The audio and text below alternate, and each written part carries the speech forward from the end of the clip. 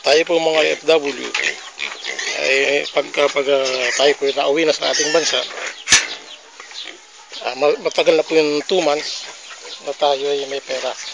Pag wala na po lahat ng tao ay hindi mo nakabati.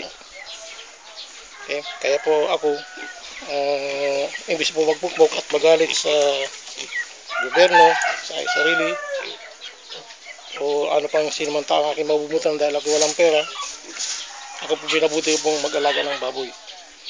Ito pong simpleng kulungan na ito ay ito po ay walang slab o flooring, simento. Bakos ito lang po ay mga ipa ng palay. Kaya ito pong ipa ng palay nakakaalis po ng baho o sa mga dumi ng hayop na ito. At ito po ay hindi mo na kailangan linisin. Dito lang po ay nagawa ko ng pool na kaliguan po ng mga baboy.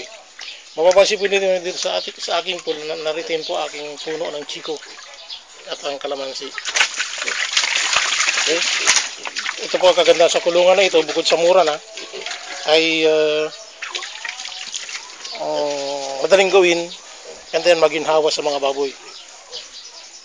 At dito rin po makikita itong puno na ito. Ito ang puno ng arangita na niretain ko rin po sa loob ng kulungan ito. Paano po siya nabubuhay? Nakakatulong po itong ating solar bulb. Itong solar bulb na ito ay gawa lamang po sa bleach, tubig, and then sa buti po ng soft drinks. Pasalamat po tayo sa Coke. At mapapansin po natin dito sa aking kulungan, at the same time, mayroon pong mga manok. Sa abroad po, napakamura ng manok. Pero pag nag-alaga po kayo ng manok at the same time ng baboy, sinisiguro po sa inyo, libre yung manok at ang itlog. Okay. At kung kailangan nyo po ng manok na masarap, ay talaga pong masarap ang natural na manok. Ngayon baka sabihin nyo naman ay baka naman puro baboy lang at manok. Meron po rin tayo ditong alaga na pangkaraniwan po sa lahat. Ito po ang aking mini tilapiahan. So magitan po ng ulan, tubig ulan, ito po ay nakakaipon na po ng tubig at di na po kailangan nanggagaling pa sa sa gripo. Sa mga simpleng alulod lang po ito ay nakakaipon na po tayo ng tubig. At sa aking likod naman po ito po ang aking paruin. Dalawang inahin na pinagbubulan po ng aking mga biik. At paano po naiwasan nito ang mabahong amoy para hindi po magalit ang aking mga kapitbahay. Simple lang po. Lagyan po natin ng drainage na tulad dito, manhole, and then utang na loob naman po natin sa Coca-Cola. Yung Coca-Cola bottle nandito po sa 4-inch na PVC upang hindi po siya mangamoy. At yung mga nasusubra ditong dumi ay naggayat po natin sa ating pananim po aking misis upang maging patuloy pong sagana ang buhay natin. Na sariling sikap tayo ay makakaraos. Inuulit ko, imbis na magalit tayo sa sarili natin, sa kapwa natin, minsan sa asawa natin, at higit sa lahat sa gobyerno, dahil akala natin papabaya, bumali na po tayo sa simpleng negosyo. Simula pong ikutin nyo inyong